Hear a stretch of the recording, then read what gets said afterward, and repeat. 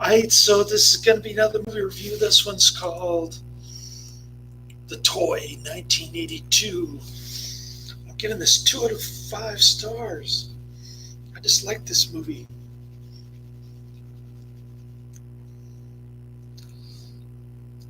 It's another Richard Donner and Beatty collaboration. I didn't know that either. Talking to my son. So, Jackie Gleason is a rich guy who owns everything. He's a white male swine of a capitalist pig. Not the kind of character that I like. It's usually the character that Ned Beatty plays, but in this one,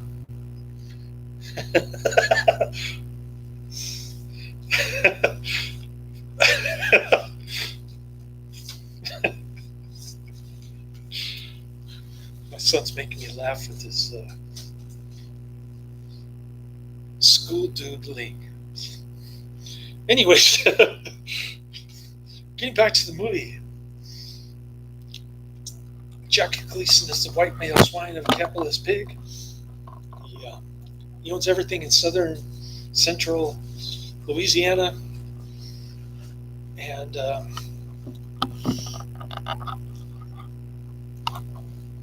he doesn't get along very well with his son, so he hires Richard Pryor as his son's toy, literally. But only after Richard Pryor nearly loses his house, begs for a janitor job at Jackie Gleason's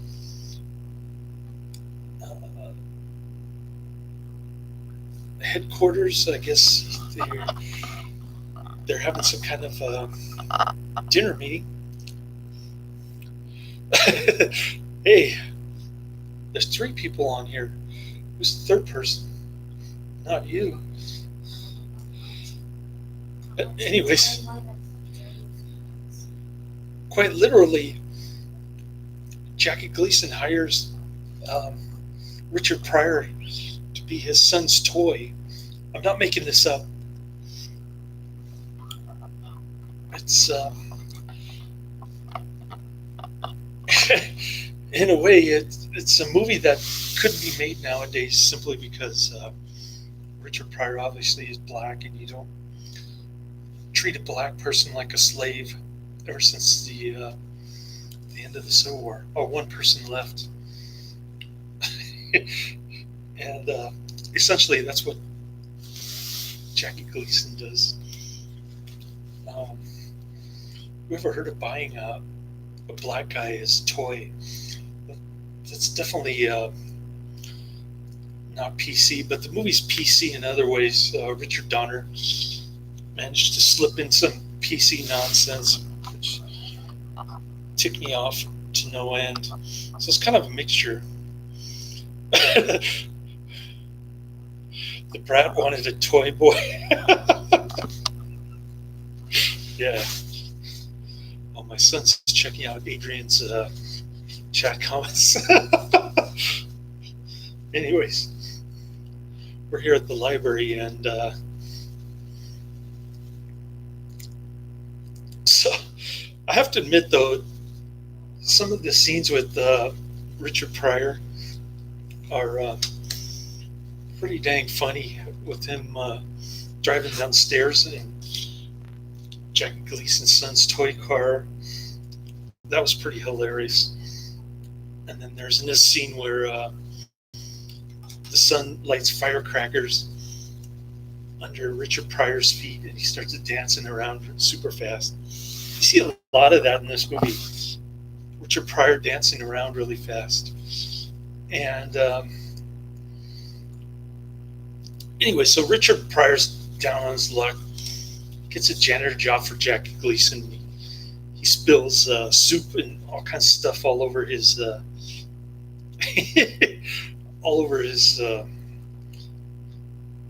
three-piece suit, this ridiculous outfit.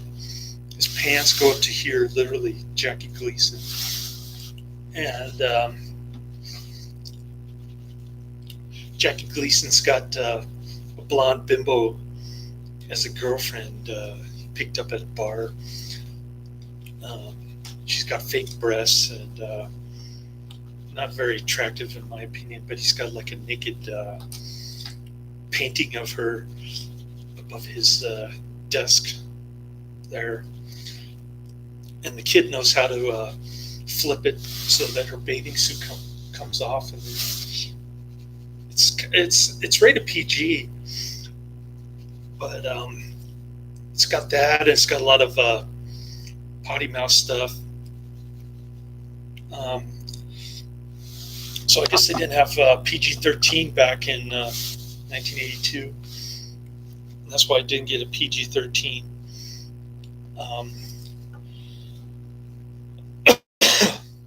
But I think it would have gotten a PG-13 if it would have been made later on, especially nowadays with the. Can you imagine making a movie like this nowadays? Nevertheless, I think I lost about 10% of my retirement money thanks to the stock market crash. As you can see, the correction is over 10% this week. So basically, I lost about 30,000 in 1 week. Pretty grim. I see the government's doing a great job of managing the economy here. I'm sure it's equally as bad in Australia, where there are more of those coronavirus cases.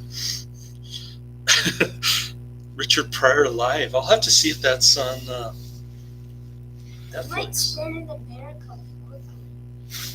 Might. Nah. It'll be gone by April. Yeah, because of the weather. Yeah, because the sun comes out and people get more vitamin D. I take vitamin D supplements. I don't think Chinese people do that. You know, I saw the Australian stock market crash too. It's pretty horrible. I'm sure the taxes are similar to here in San Francisco. They come after you and your insurance companies and everything over there in Australia. You don't pay your taxes.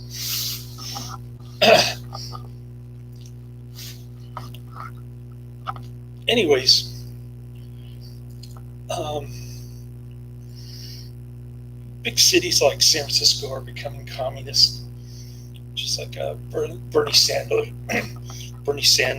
on the national level. It's like San Francisco on the city level. But anyways, I'm talking too much about politics and economics and stuff. I should get back to the movie. Richard Pryor is this kid. He gets hired because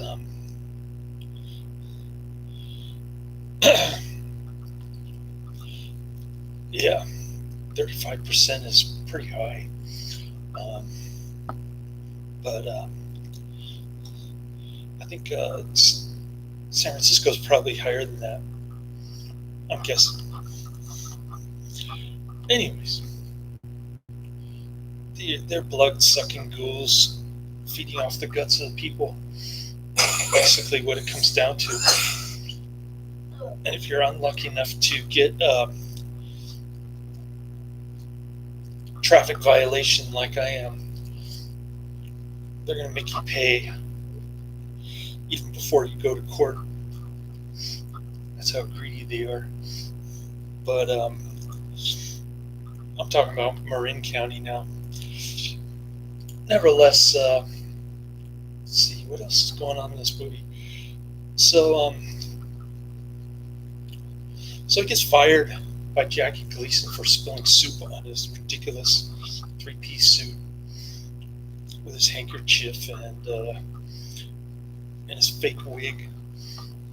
And then Richard Pryor gets a job at Jackie Gleason's toy store, he starts messing around. It's pretty funny when he goes on the wheel, spinning around and going oh. Turn to opera. No. Beehive here. Yeah, he's got the afro going, and he doesn't like the honky Jackie Gleason. This guy's a super honky. He's into the KKK, and he wants to take pictures of a Democrat senator posing with the wizard of the Grand Wizard of the KKK, so he can get his tax cut passed for the wealthy or something. I don't know, some kind of bribery scheme like that dead pigeon on Beethoven Street kind of corruption going on. And so he's the kid says, "I want that black man. My daddy said that I could have anything I want." So they wrap up Richard Pryor in a box with a bunch of popcorn and a ribbon and stuff. And it's funny when he's in the box, he's saying, "Get me out of here! Open up!" So Jackie Gleason gets a crowbar while his popcorn styrofoam comes out, and the kid starts playing all kinds of practical jokes on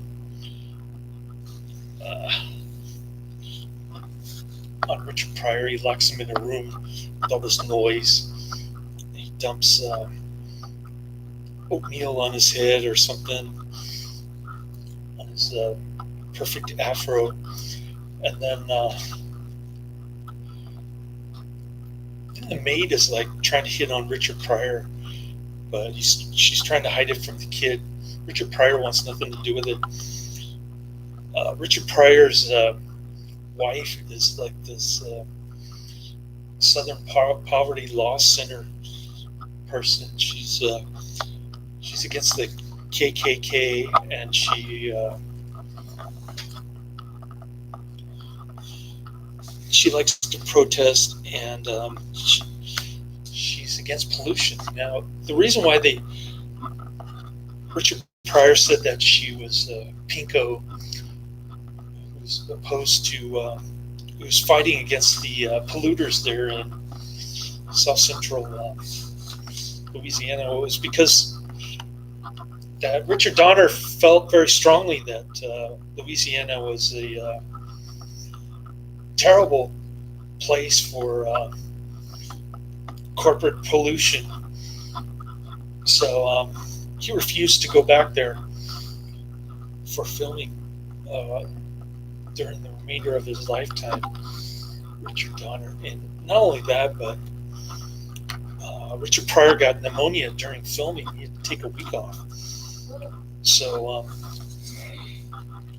of course, Richard Donner, the expert on pollution, blamed Richard Pryor's pneumonia on the pollution problem there. And eventually, the Richard Pryor and the kid grew up to be a porn star in his acting life later on.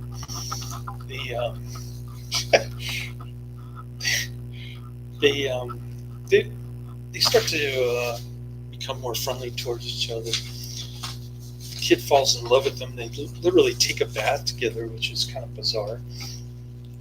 And a lot of weird stuff going on in this movie. It's definitely far out there. But it's Richard Donner, so what do you expect? I haven't seen the Lethal Weapon movies. I did like The Omen very much. My coworker hated The Omen. He said it was an Exorcist ripoff. But getting back to the story, so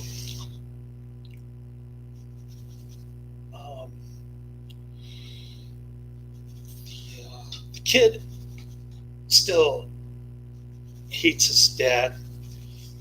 He thinks he's The library will be closing in 15 minutes. Please complete any brief jobs and ask your final questions at this time. The public computers will shut down. I have in no 10 minutes. questions. Can I For get those back to using our my wireless movie services, review? Please complete your search. Oh, Rosemary's Baby. I haven't seen that for about 20 years. I love that movie. Roman Polanski. What's her name? Mia Farrow. Good stuff. Great flick.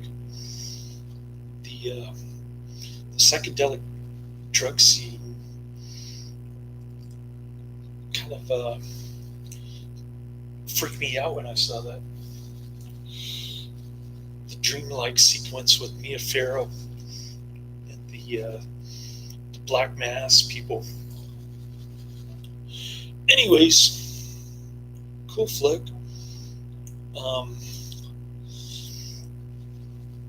Yeah, my first wife really loved Rosemary's Baby.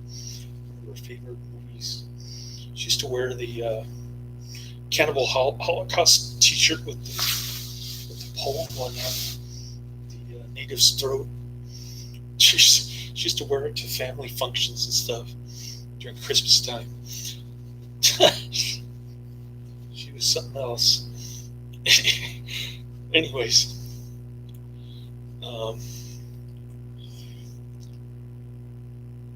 getting back to the movie, getting sidetracked, but glad Adrian's here in the chat room. Thanks for the information. I'll check out Richard Pryor live to see if it's on Netflix. I've got a couple of Woody Harrelson movies, which probably include Beatty also, The Walker, 2007,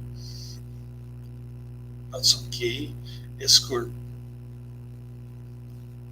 for DC wives to high society events. Their husbands can't attend. Murder investigation. Then Rampart, dirty cop, kind of like Bad Lieutenant. Woody Harrelson. I want to get a Seconds t-shirt or Godflesh t-shirt with the Seconds face on it. My coworker's going to let me borrow the Manchurian Candidate. 1974 with Frank Sinatra.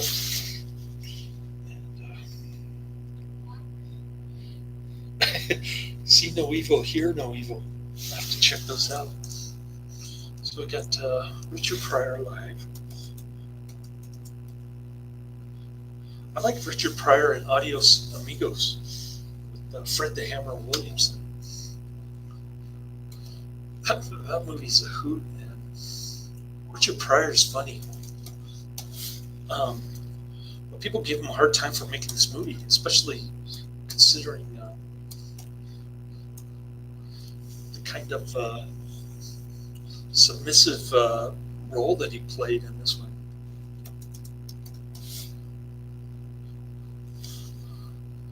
Okay, so I'm looking on Netflix for Richard Pryor live. It's got Richard Pryor live in concert, Richard Pryor live on Sunset Strip, and Richard Pryor live in smoking. So which one is it? And then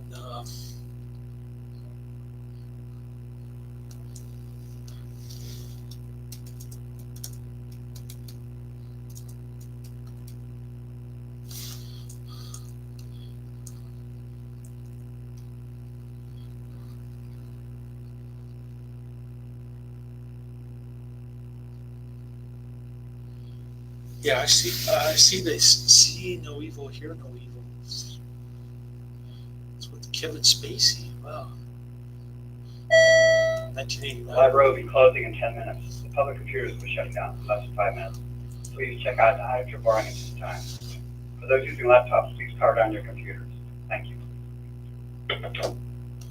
Live in concert. Okay. So it's the 1979 one. It's probably more raunchy than the 285 DVDs. I'll check out Live in Concert. I'll add it to my Netflix queue and see No Evil. Hear No Evil. I'll put that on there as well. Now, getting back to the movie, so Jackie Gleason is throwing a party for the KKK. Richard Pryor's wife shows up with a van full of leftover hippie protesters from the 70s. And Richard Pryor calls him off. He says, I can handle this. Then he and the kid are like driving around in these little dune buggy things, knocking over tables and stuff like that.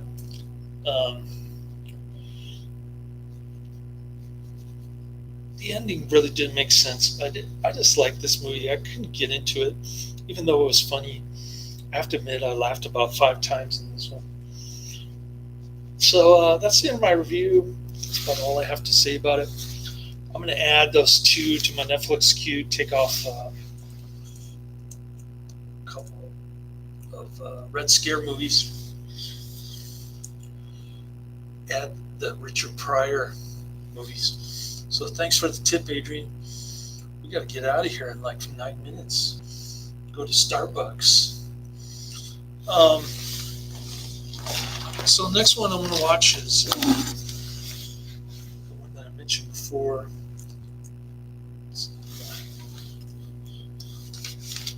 What's it called?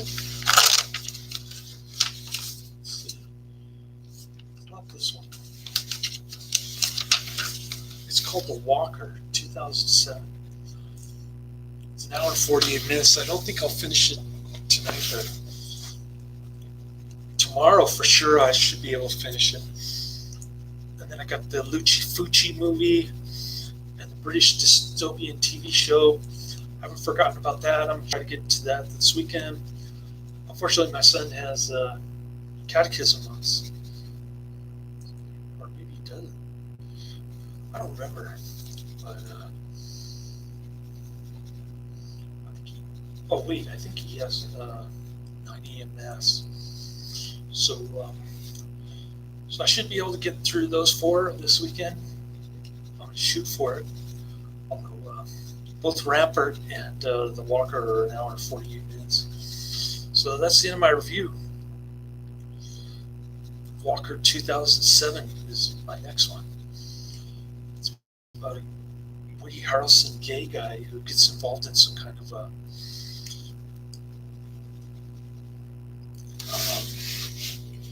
murder investigation. So glad you have time to check out my movie reviews. Thanks for popping in. Say goodbye. Goodbye.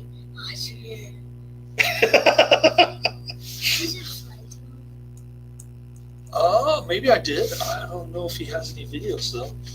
He just likes to check out movie reviews, I think. But I'll look at his channel and see if I can subscribe. I'm sure I can. Laters.